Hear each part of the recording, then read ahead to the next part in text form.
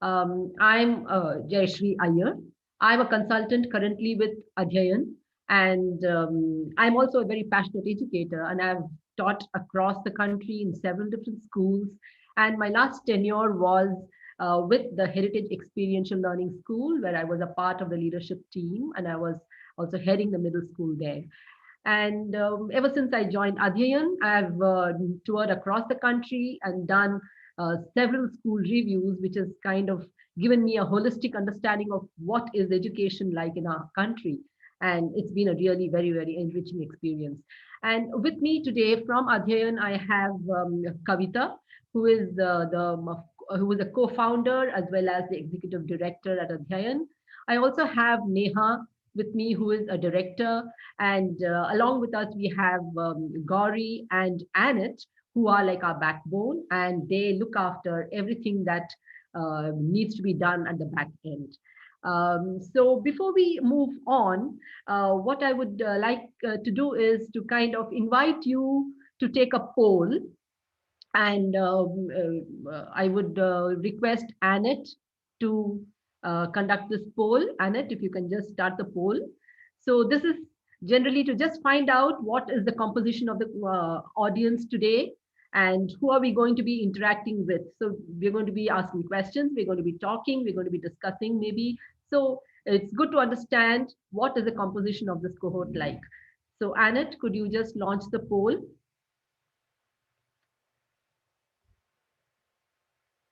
Yeah. So on your screen, you have a very simple poll. So if you could just tell us what is your role in your organization. We'll take a minute for this poll.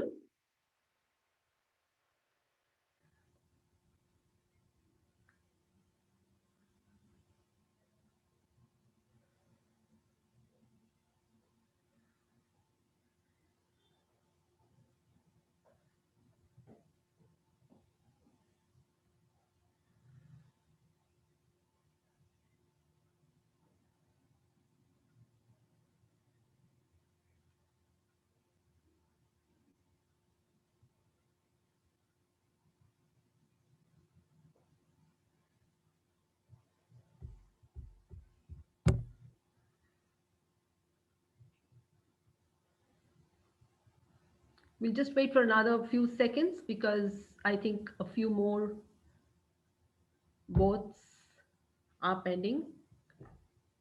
We have 80% who have voted.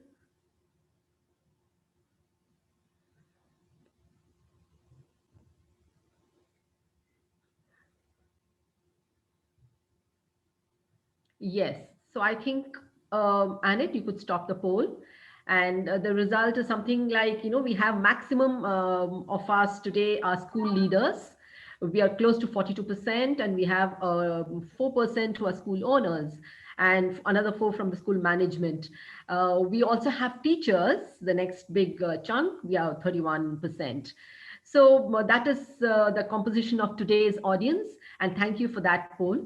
And now, before we move ahead, a little bit about the community of practice and what was the purpose of this community of practice and why it was initiated. So way back in March, April last year, when the schools had just gone into lockdown, and we were all caught unawares, and we quickly realized that the only way to stay afloat in this deep sea called remote learning was to support and learn from one another. And so we had practitioners and educators and school leaders, not just from India but from abroad as well, several countries outside, who came on this platform and shared about best practices and shared their knowledge and skills of what they were using in their schools. And so that is how we learned, and we've come thus far today. And certainly, yes, if we look at it, we have had some very, very important lessons that we have learned. And today, when we are at this juncture where we are wanting to reopen schools, we certainly don't want to let go of the important learnings that we've had from our virtual classes. So today, as we prepare for reopening schools, we are looking at something where we can incorporate the benefits of the physical classroom as well as whatever we've learned from the virtual teaching and learning. So in that sense, we are all very consciously moving towards a blended school. So that is the title of this 6-part webinar series itself. What does a blended school look like? And the last two sessions were on one on infrastructure and the other one was on teaching and learning. And today we are here to talk about leadership and management. So as we get into a blended school, it is not just about reopening, but it is probably again about, just like how we did in March last year, it is again about probably rethinking, reimagining, and probably even reinventing what we want to do and how we are going to do it. So, what would leadership and management in at this time look like, and what would leaders need to do as they set out to prepare for a blended school? Um, and I've heard leaders talking in the last few weeks about how they want the March April 2021 session to be a better version of what it was in March 2020. Better version, as in at least last time when we had to just plunge into virtual learning, we were all caught unawares and we grappled with whatever we knew and we had to go with the tide. But now that we know what we are getting into, we want to be more prepared and we want to set our best foot forward in terms of how we plan and go ahead with it. So, in that sense, leadership and management becomes a very important, crucial thing when it comes to looking at blended school. So today, to talk about how we want leaders to be prepared for a blended school, we have a Spokey Wheeler with us. And many of us, I'm sure, know Spokey Wheeler, who have been associated with Adhyayan. We are very, we know Spokey, and he's been he's one of the co-founders of Adhyayan, and he's also the international director at Adhyayan. And he's done school reviews across the country, and he's mentored several of us, and even I being one of them, into how we need to conduct school reviews. And he's currently the director and the head of the Heritage International Experiential Learning School. So I want to welcome Spokey and really thank him for taking out this time and being able to join with us. But before I hand it over to Spokey, I also want to invite you to kind of pause and think a little bit about what are those one or two burning issues that you have in mind as a leader that you want to focus on before you transform your school into a blended school. So I would request Neha to give us It's the on the link chat. for this Mentimeter. Okay, It's so in you the have a chat. Mentimeter link on the chat. Please go on to this Mentimeter link and please answer that one question that is there. What are one or two burning issues that you have in mind that you want to focus on as a leader as you set out to prepare for a blended school?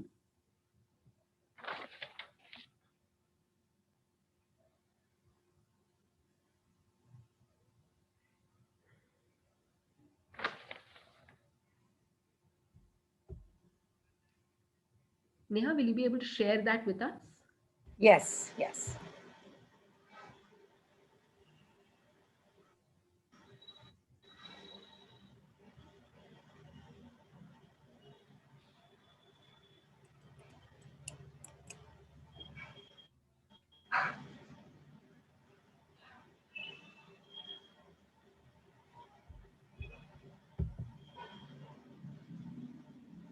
I hope you've been able to get on to this Mentimeter link. If there's any problem, please reach out to us. We'll try and help you.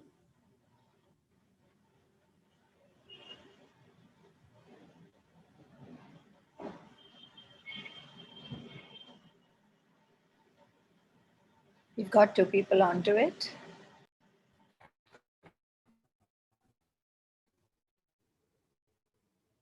Yes. Yeah. I can see two.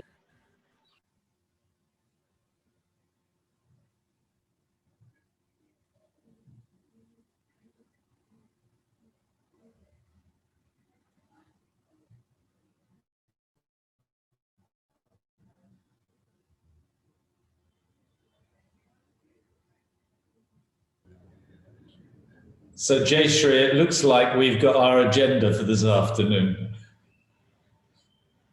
Yes, Spokey, that's nice. If you could address these issues during the course of a conversation.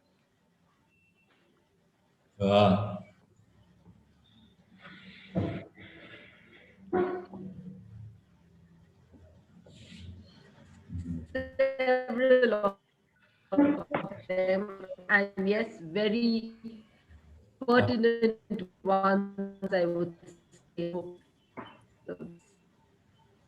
Is Jayshree's So as you, I also want to. Yes, Neha. No, sorry, there was a lag. I think your voice, you were suddenly singing. Oh, okay. No All right. worries. Now it's better? Okay. So I would also want to just urge you to keep your questions going in the chat as you listen to Spokey. Please put your thoughts and your questions. We will come back to your questions, and also it will help Spokey to address these during the course of his conversation. And also, Neha will be sharing another. Is it in the same link, Neha? The other slide? Yes, Yeah. it will be in the same So, link. yeah, it's in the same link. You have another slide where you can put in your thoughts or the key terms and phrases that kind of strike out to you when you listen to Spokey. So if all of us keep doing that on the slide, so that will be like a kind of capturing uh, the words of wisdom, I would say, that we hear from Spokey. So I would want you to keep that also going, and as well as the questions. Please do put your questions in the chat. Um, I think Spokey. So now, as you said, here's the agenda for today, this afternoon, and but I would want to kind of start by asking you this first question.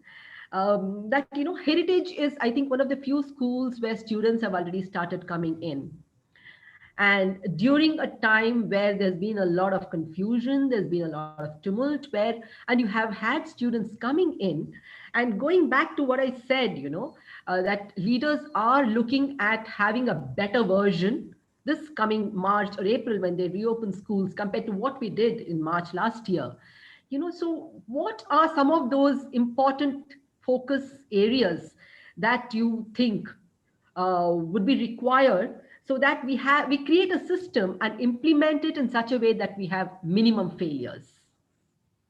So I'm glad you asked me the easy question first, because it will make the rest of the time very simple. Before I begin, good afternoon to all of you. It would be magic if you could turn your screens on so it would feel like I'm part of a collaborative rather than simply being interested in people's names. I don't think I'm interested in doing anything different to if I was going to be starting the semester as a physical school, as a virtual school, or as we're now learning a new vocabulary as a hybrid blended school. I think I am most interested in what it is we want our children to learn and how we want them to learn and what we need to do to make that possible. And I guess it's at times like these that we should go back to our values and our vision. We should ask ourselves why we're doing this stuff. And we should ask ourselves, what is it we are hoping to achieve? I'm fortunate enough to be a part of a school which believes in collaborative, engaged learning. It believes in children owning their own learning. It believes in the idea of a school community where parents are a critical partner in the learning of the children. And although I'm sure I don't always achieve it, it believes in the autonomy of teachers and students, as well as the accountability and responsibilities that they have. I think I'd just like for a moment to go back to where we began, somewhere around March. I was talking to a friend of mine, David Ingram, just yesterday. He's the principal of Dulwich College, Shanghai. And 3 days ago was his anniversary of lockdown, because his school went into lockdown probably almost earlier than any other school in the world. For us, it was early March. What we learned about was the nightmare that it felt of remote emergency teaching. And it didn't take us very long to realize that that wasn't going to be any fun and it wasn't sustainable. And so we began to ask ourselves a question about, if we're going to work virtually, what do we need to do that's important? One of the first things I think on the Mentimeter that I saw just now was teacher development. That was the first thing we did. It was both instinctive and pragmatic. And it reminds me of one of my favorite pieces of research by Vivian Robinson, a New Zealand educator, who did a piece of meta-research on the most impactful activities of school leaders in terms of student progress and improvement. And with twice the effect size of any other, the single most significant thing that we do is to promote and participate in teacher development. And so during the half-term, the mid-term break that never was, our teachers began to learn together with us about how we could start to teach virtually. That quickly developed into setting up a PLC, where we discovered that some of us knew a lot more about some of this stuff than others. And so along with the training we gave people about the platforms that we were using, we also began to learn about Mentimeters and Jamboards and you name it.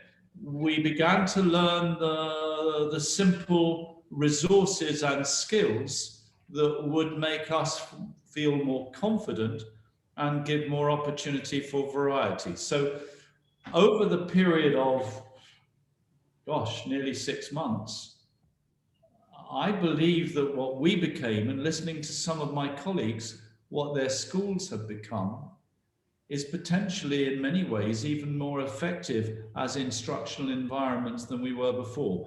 We lost having our children with us. We lost that physical component, but we learned a lot about being reflective about lessons which we probably didn't need to be so much before. I think the quality of our preparation and planning moved us. We also learned a new lexicon. So we learned about blended learning, that idea, which still I'm not sure everyone is in agreement about, but which is about blending the virtual, which could be happening with the teacher present, and the virtual, which might, and the virtual and maybe physical without the teacher. We've begun to learn a new language now. So what have we got? We've got blended learning, we've got synchronous learning, we have asynchronous learning, and now it seems to me we have hybrid learning. So as we embark on the next stage of our journey, the big focuses for me are, I think, twofold. And they're around the principle of great leaders work in the present and live in the future. We have to find pragmatic ways of being able to return to school, being able to work out how we will manage when some of our children are going to be in school and some of our children are going to be at home, and our teachers may be working from home or may be working from school, and they are facing a challenge which is significantly greater than when we were just learning to become virtual teachers. The pragmatic piece is making sure that we can help our teachers to take small steps forward, to bring with us some of the really important lessons that we've learned in the virtual world, and to begin to reflect on how we do not revert to the world that used to be. There is a greater danger. The greater danger is called 18th century classroom organization. Because of social distancing, because of wearing masks and potentially visors, there will be many schools that are tempted to put their children into rows, which are the appropriate distance apart, as a consequence of which it's possible, maybe even probable, that teaching will become more directive, that the variety that we experienced of sending children into breakout rooms, if we were fortunate enough to have the technology to help us do that, the ways in which we could start to look at varied student ownership could become a more predictable and less innovative version of the physical world we left behind. So our first steps have to be, how can we work together to make our new environment, which is coming back home, as palatable as we can, while we start to think, for me, of the real excitement of creating this, I apologize for the phrase, anywhere blended hybrid learning. The excitement of being able to see how we can work with children in different spaces, using a range of physical and virtual strategies in real life engaged learning, which takes us forward much further than we could have been if we were still pre-COVID. So I think for me, understandably, it's those two things. Let's manage the present. Let's help our teachers, let's help our students and our parents to learn how to work and live in this new world. And let's help them also to begin to reflect on how can we create great learning strategies with appropriate technologies and appropriate collaboration for the future. That was a pretty long answer. I apologize. A lot of things, and yes, but I'm going to start with just asking you about teachers. So you did say that when back in March and April, so we were very clear as to what kind of professional development we needed to give our teachers, because it was to set them up for virtual teaching and learning. But now, since you've been saying that you will have to see how we can that we have to support our teachers to see that we get strategies for how to blend both the virtual and the physical classroom and not go back into the 18th century classroom. So what kind of support do you really think helped your teachers to get back to school when the school students have started coming in? So I think your phrasing there is really important. How do we help teachers to get back to school? Yes. Is the same as how do we help children to come back to school? And this last week, I've run coffee sessions for grade 8, grade 9, grade 10, 11, and 12 parents. And how do we help our parents to get back to school? And a lot of that is about giving everyone clarity and confidence that they feel safe, that we have done our proper job as leaders and managers in endeavoring to create the appropriate systems and structures that will, if we have transport, get them to school properly from the moment that they begin to reach school, how we manage things so that they are socially distanced, so that we have all of the protocols in place, that we've worked out how many kids we're going to be able to put into a classroom, that when someone needs to go to the lavatory, how that will happen, how we will probably work out the rotational patterns we need to get parents and children into school. So a lot of that is about hearts and minds, because while the question was never whether we go back to school, it was always about when and how. I think that many of us have begun to live in a never, never land, assuming that the virtual world would always remain the same. And it's been a bit of a shock for us that actually we're going back into a physical environment. And while many of us may have been going to market, may begin to have bubbles with friends, with family, being back in the real physical world is pretty scary. So I think being able to do two things for me. One is to promote the positive joy of being able to come back in and to meet one's colleagues, one's friends, and to see one's children. And I know that that's what the children feel more than anything else. So that's really important. But I've been saying in every forum in this last week, there's one thing you're not allowed to do. You can't hug each other. Because actually that's what we want to do. Now, one, let's build on that sense of purpose. Let's build on that joy of bringing in. Let's recognize that if we simply bring them in on the first day and assume that it's business as usual, that's not going to feel right. And there are quite a lot of schools around the country and around the world now that are looking about ways of bringing people in for small amounts of time. There are some losses which I regret hugely.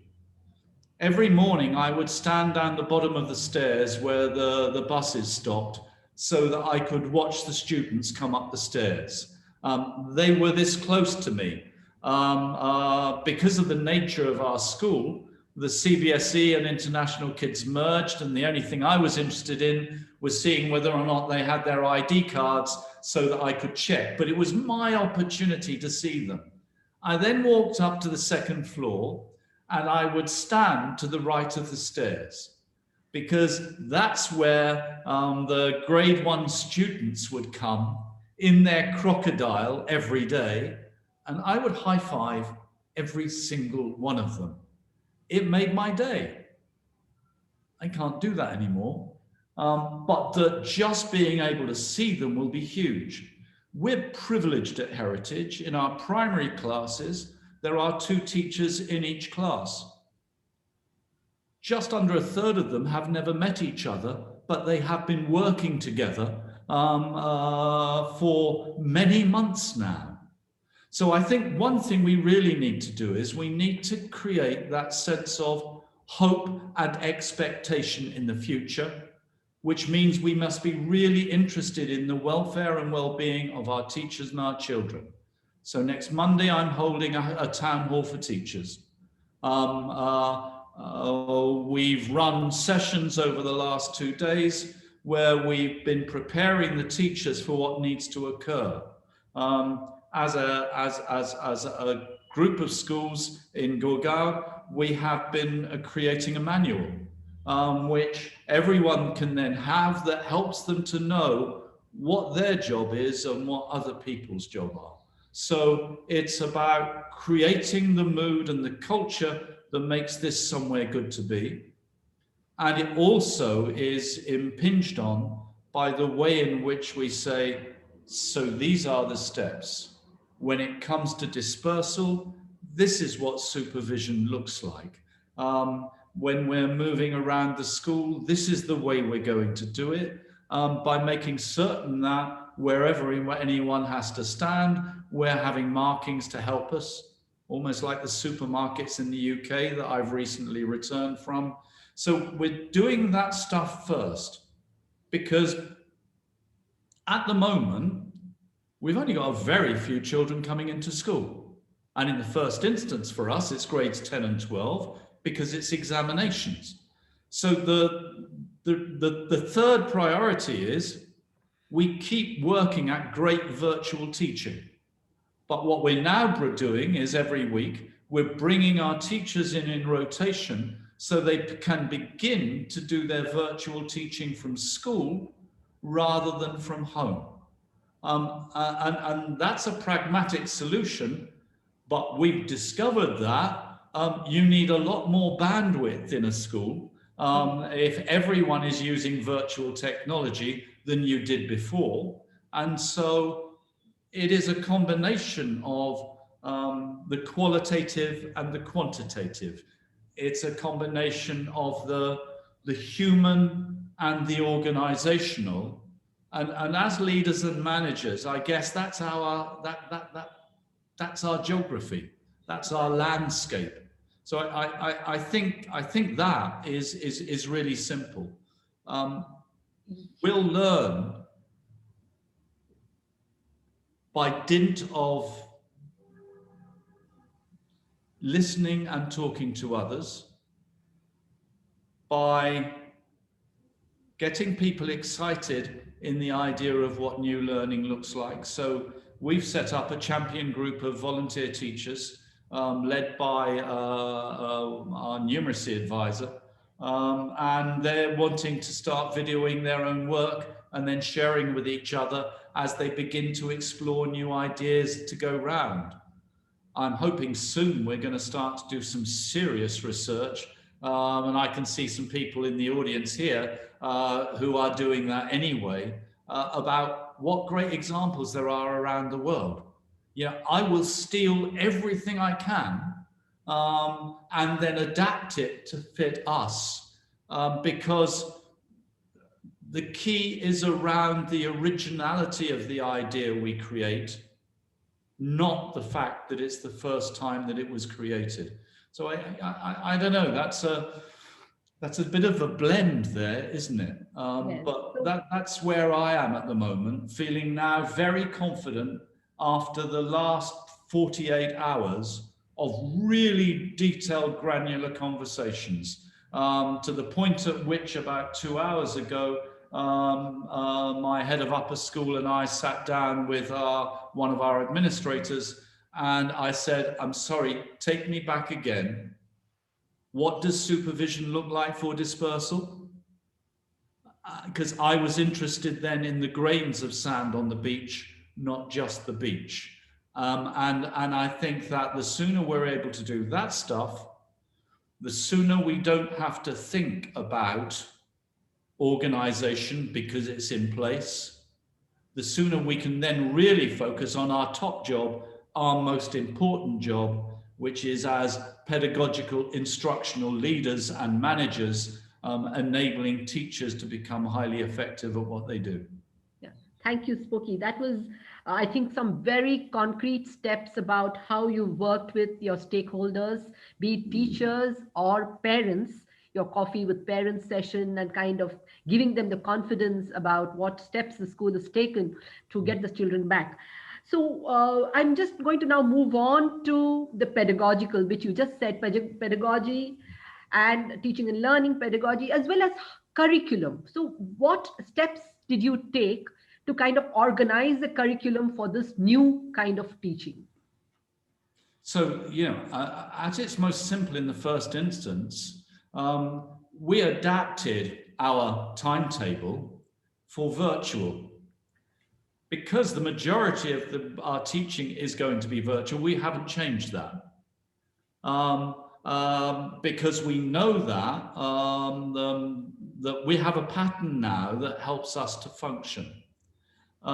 In terms of how we work with regard to the curriculum, we're beginning to reflect on, we're probably going to have at least one asynchronous day a month, where we look at activities that can be undertaken, projects and ideas that will work. But in the first instance, all we've been doing is assuring that we have the environment that will enable us to be able to take the next steps with curriculum. But it's around saying, we have learned a lot about how we can give more ownership to the teacher in terms of creating different types of learning within the classroom, sometimes when the children are with us together and sometimes they are apart. So my focus is not to change the curriculum other than to say we have greater flexibility than we had before. Other than to say, begin to use the strategies that you've been using in the virtual world, in the physical world. The bit we haven't really reached yet, and the bit all of us are having to think about, is other than primary in fairly privileged schools, what are we going to do so that we can teach our children who are at home and teach our children who are in the classroom at the same time? What are we going to do either to say, not that that's not possible, but what are we going to do to try out that? Are we, for some of the time in primary, it might be, the easy answer is that one primary teacher will be in the classroom and managing the physical children within the classroom, and another primary teacher will be simultaneously working at home. But the biggest thing we need to do is we need to remember that for 10 months, our children have had almost no opportunities for physical activities, for co-curricular activities, for activities where they can share with other students, where they can enjoy being with each other.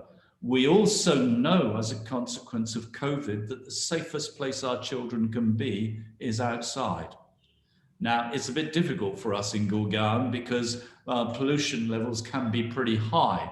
Fortunately, we've had lots of wins recently, but a big real win is going to be to say, what can we start doing to break things up? We've got, we're meeting up over the next 2 weeks with 3 or 4 groups of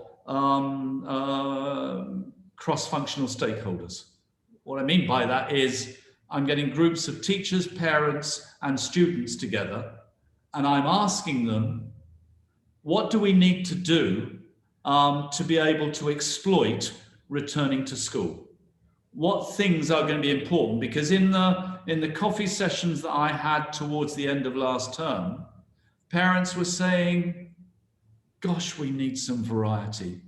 Our kids have been stuck here by themselves all the time. And while you guys are doing a really good job, and I've got to say our parents have been incredibly supportive, and many of you will have found that they know that their children need to get exercise. They know that they need to start mixing with each other. And they know that dance, drama, opportunities to create things have been more difficult to do at home than they would otherwise. So a key for us there is starting to say, how can we exploit that? How can we make that work better than it did before? And in a way, having to follow a rotational pattern means we're going to have more space in our schools, which means we may have, as long as we are very thoughtful, have more spaces that we can inhabit to do things that we want. The critical piece, you asked the curriculum for me, the critical piece this year is going to be about how we manage to endeavor to sustain and develop the curriculum while we focus very deliberately on the well-being of our students and our teachers and our parents. That's my starter for 10. If I talk for too long, it will lose direction. Ask me some questions. Cool. I heard you say that you really believe in children owning their learning. Yeah. And I also see a question here from Richa asking what kind of a balanced approach should be adopted that would give students control over their time, place, path, and pace of learning. So could you give us an example or two of how you've kind of tried to do this in the at the Heritage School? Okay. Well, I'll give one example that occurred at the end of last year. We were conscious that we'd had very few opportunities to celebrate anything. And we were also conscious that our kids are quite socially active. I mean, social activists, and have worked hard in COVID and the rest of the time. And we wanted to do something that was a collaboration. So we set up an event we called Heal the World. We had, I think, 6 other schools joined with us. And we had, I guess, the equivalent of the main program, which were groups of children from each of the schools joining us virtually, and then the fringe program where we had activities for all of our children. We brought experts in who would support us and help us. But what we did was we got the students then to choose what the themes would be and then to decide how they wanted to work. So there were a group of students supported by teachers who created their own filmmaking projects. And so the kids from the various schools joined together in teams, creating different films. We had beat poets who were learning how to rap around key themes. We had a fascinating group supported by our head of psychology, looking at the issue of anxiety. We had some great technology activities where children were able to make their own spaces, and STEM activities where kids could explore and research things they wanted to. I just remember there was one year 11 boy, and the great thing about virtual, and this is the thing I'm really worried about losing, is that I had a completely full diary yesterday, but I still got to a grade 8 coffee morning with parents. I still got to a KG assembly. And I got into 3 classrooms, and I managed to do all of that in about 55 minutes, spread around the day. So those opportunities were very rich when we had a virtual collaboration that went across the schools. And I just remember going into one of the breakout rooms inside the STEM activities, and there was a young man who lost me within about 5 seconds in terms of his mathematical research. And he just said, I said, what's good about this? He said, I'm not limited by the amount of time I'm supposed to spend. I don't have to go when the bell goes to the next class. I can continue to go deeper, and I can follow the route that I want to go on. And I think that our first job is to make sure that the curriculum, our first job is to make sure that we have safe instructional environments for our children to learn in. Our job is to make certain that our teachers feel confident about what we are asking them to do, and that we don't start by giving them a challenge which is marching to Everest. And we got to recognize in this new world that maybe the challenges need to be baby steps.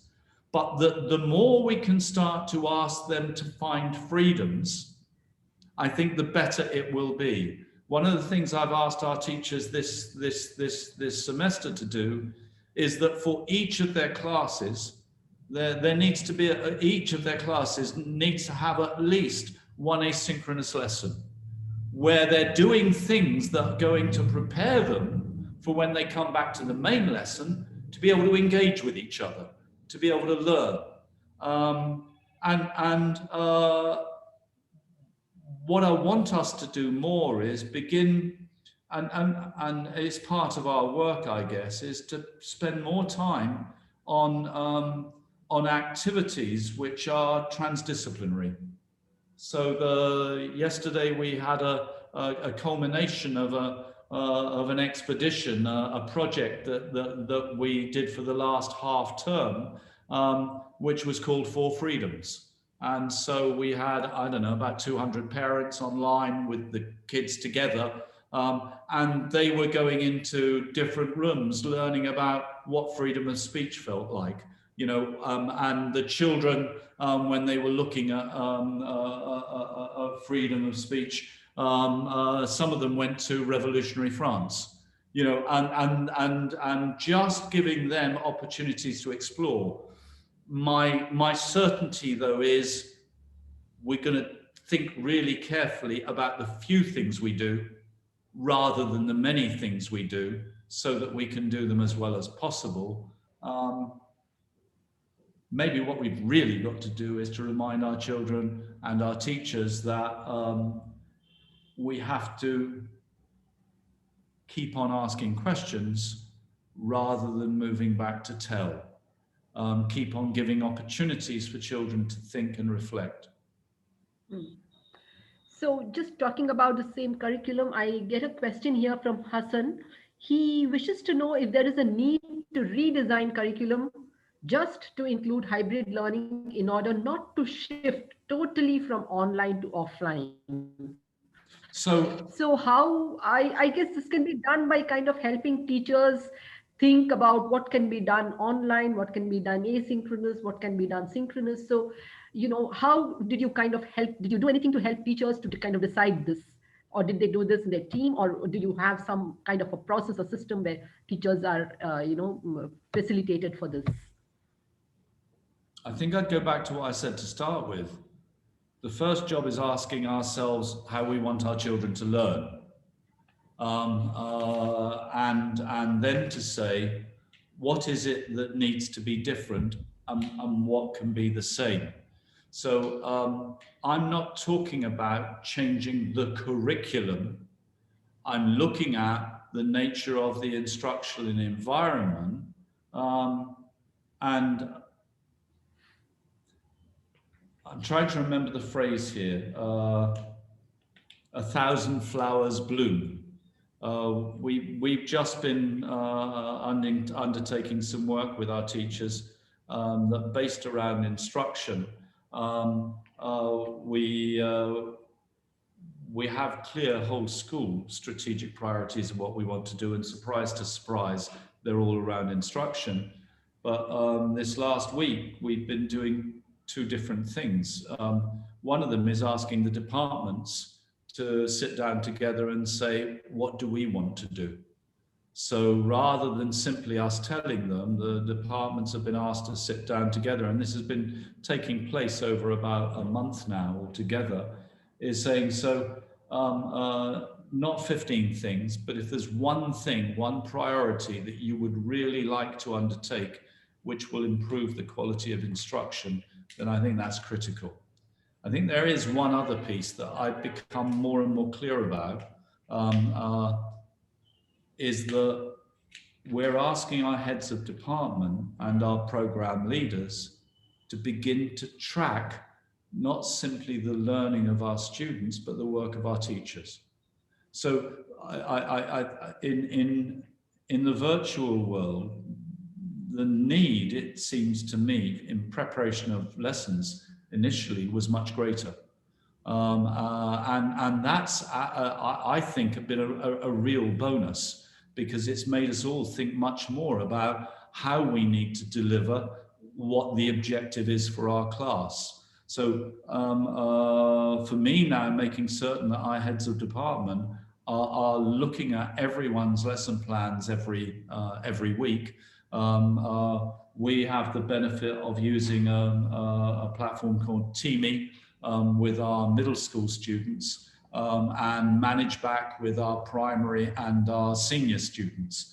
And so the teachers are posting, and they have always posted their lesson plans on there but there's now an absolute expectation that every week our heads of department have to go in and look at them, not to monitor to say that's not right, but to make certain that those are being completed, but to see whether or not there's any guidance that they can offer, whether there are questions that they can ask, because the risk is that as we move back, there will be greater variability of quality of what goes on in classrooms than there was before, because the level of challenge is greater than it was before. We know from research that there is greater variability within schools than there is between schools. And if that is a normality, we have to therefore, for me, say that. So I'm really interested in that. I'm interested in the number of the lessons that are taking place, but the bit that I'm excited about, it's possible that our examinations, well, it's probable that some examinations will go ahead and others will not go ahead. If that's the case, we have the opportunity to explore and look at new ways of learning. As a school, we undertake expeditions. I talked about 4 freedoms. Our grade 8 last year undertook a great project called I Am a Gurgaonian, where they looked at 19 characters. This started before lockdown. And they'd interviewed them. They'd gone to the camera museum in Gurgaon, and they'd learned how to take still photographs. In English, they'd learned how to become journalists. And what they did was, across a wide range of different subjects, they looked at how they could thematically understand what it was to be part of a society which was almost all migrant. Whether they were migrant because they were coming from multinationals coming into work, or whether they were migrant coming into service this new developing town. Now, the thing for me that I'm really interested in is how we can extend and expand those experiential opportunities for transdisciplinary learning. We don't have to change the curriculum. We do Cambridge. Cambridge has checkpoints. The thing that we started to do last term, and we're beginning to do more this term and will complete, is like every school, we have our normal subjects in middle school, but we also have an expeditionary learning team. And as a consequence, we are mapping the checkpoints, not just about what happens in subjects, but also what we plan for our expeditions. And I think that that's one way that we will be able to move further. A very long time ago, and I mean a very long time ago, before most of you started teaching, I was the head of a school in just outside a military town in England called Aldershot. And it was when video conferencing had just begun to occur. And there was a science teacher who had set up an opportunity for our children to talk to an astronaut in what was then Cape Canaveral. Only the conversation occurred in French. Now, we should remember that great experiential teaching was happening not just 3 decades ago, but maybe with a very few people 3 centuries ago. Is the longevity of engaging children in their own learning on things that they value and that are important, in which they can take ownership and they can have a real life experience. Seems to me that's where we go. And I think I'm trying to remember the phrase here. This is the alchemy. Is that if we can do that, then we get close to being able to create more opportunities so that there are children who are owning their learning, there are teachers who are facilitating their learning, so that we don't have to worry about, am I teaching them there and them here at the same time, and how am I managing it? Maybe what we're talking about is looking at volumetric lesson planning, where we're seriously looking at planning for the spaces that children are in, the activities they're going to undertake, not just how on earth can I become a super teacher who can do it all. Because if it's going to be that, then I'm afraid that while I've become an aging rock star over COVID because I haven't cut my hair once, well, actually, that's what my wife would look like to be. When I look at the mirror, I think I'm more like an aging rock because I can see the crevices all over. Is that will make the future winnable.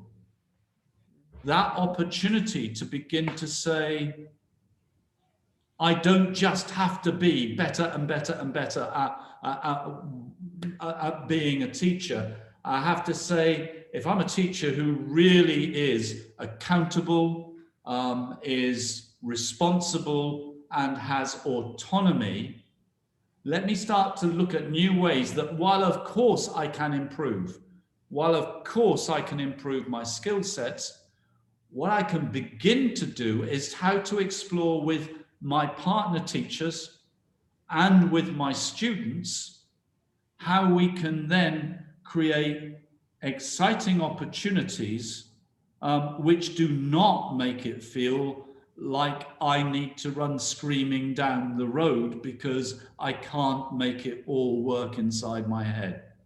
Yeah. So, well, Spokey, we have just the last 2 minutes, and there was this question on the Mentimeter which I thought was very pertinent. One of our principals has mentioned about monetary issues, financial constraint. So, well, so what, from your experience of having seen so many different schools across the country, so what would you have to tell for this kind of an issue to our principals here? Is the principal there? Can they just tell me something a little bit more about the question? Yeah. So there was one person who had written monetary issues for teacher training or something like that. Yeah, I am here, Poonam Gupta. I'm from Maharaja Agarsen Public School in Ashok Vihar, Delhi. Yeah. So, we have not been allowed to increase our fees. And whatever we had in our schools, everything is gone. I mean, we are just hand to mouth now. Yeah. So my concern is that for anything further, we require, training of the teachers, we require equipment or anything. So how to go about it in the current circumstance where we are constrained by money? So what is the best way out? Because we want to do it for the students. We cannot just let it go. So it's a great question. And the good news is the research tells us that the most effective 80% of training is what happens in school with one's colleagues.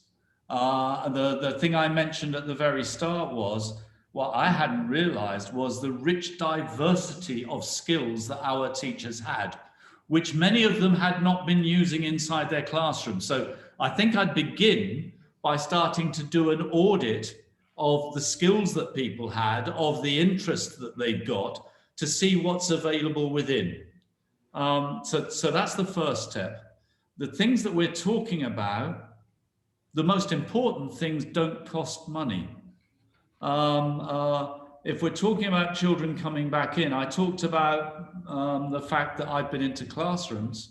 So setting up the equivalent of a professional learning community where our teachers are committing to buddy with another teacher. It might be because you're going to be able to rotate your teachers in school that instead of just the teachers coming in who are going to teach the classes, you could double it and you could bring extras in and you get the opportunity to go into each other's classrooms. You could, for example, start to say, based on the experience of leaders as heads of subject, if they don't already, beginning to go into classrooms themselves and look, and you will begin to identify agendas of what to do. So for me, I think that would be really, really important. I think you also need to remember that one of the richest resources you have is your parents. One of the things that I used to make as a recommendation in doing reviews for Adhyayan is that they should undertake an audit of their parents' interests and their parents' employment.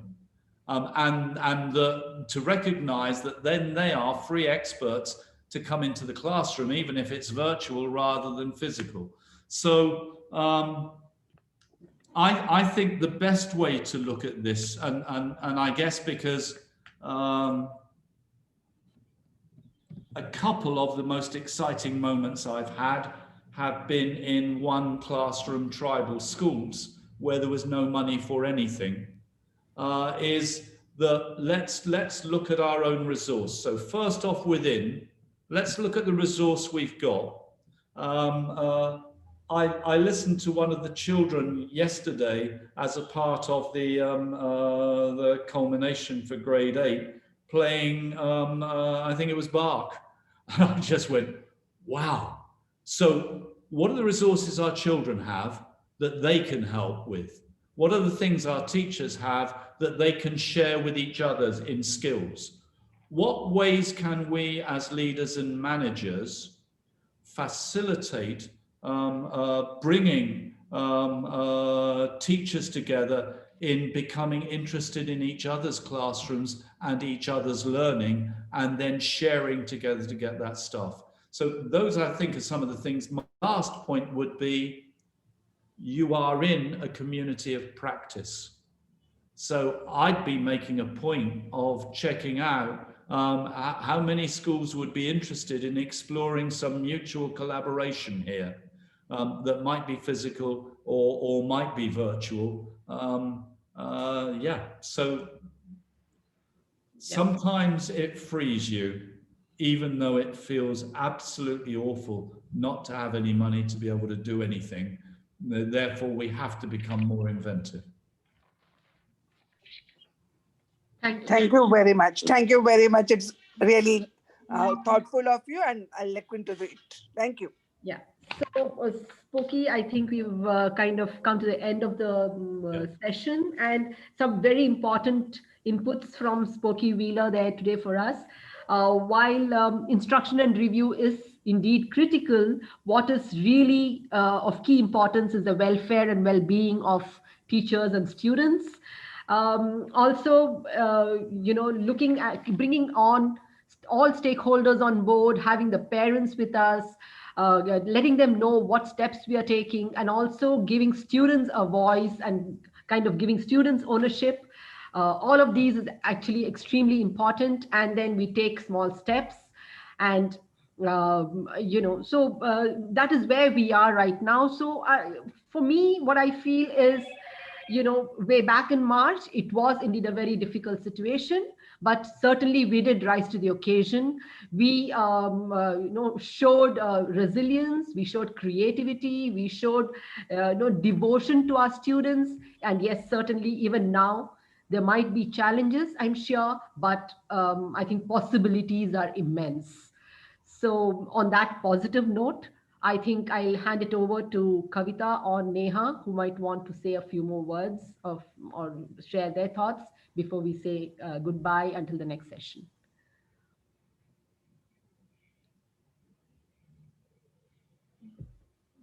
And thank you very much, Spokey, for taking out this time. I know you're quite busy, but Adhyayan, you have a soft corner for Adhyayan nevertheless. So you couldn't have said no. It's bigger than a corner. I'm going to be able to go back into school on the 15th because I'm in isolation for one final week, having been locked out and locked down in the UK. I got to be really honest. I'm slightly edgy about going back, but I am really excited. And I think that if, as leaders, we can generate that sense of excitement. Someone talked about once a collective noun for school leaders was a moan of leaders. That whenever we get together, we say, oh, the world's dreadful. Oh, what an awful place. Oh, no. So maybe we can now have an elation of leaders. Let's go in there. Let's make everyone feel, wow, we're going back to school. And we can do some of this stuff we've been doing already. That's got to be seriously good. Yeah. So Shipra Upadhyay wanted to speak, but apparently she has lost audio, but she's left a note for us on the chat. She says, I would just like to tell Spokey that it is more of an Albus Dumbledore avatar we see him in. And the philosophy of help being asked for and help give. Okay. I think one big thing I have learned is that we must rally around and accompany each other by giving up competition, as this is a never ending space for education and learning in this world. And we begin to share unreservedly our best and good practices. Thank you, Adhyayan. Wow. So, yes, thank you, Shipra. I think those were the best words of the day, actually. Yes, so I thought must. Yeah. Okay. Thank you, everyone. And hoping to see you again a fortnight from now, when we will have our next session of how does a blended school look like. And our focus on that day will be, I think, the child. So thank you very much and see you.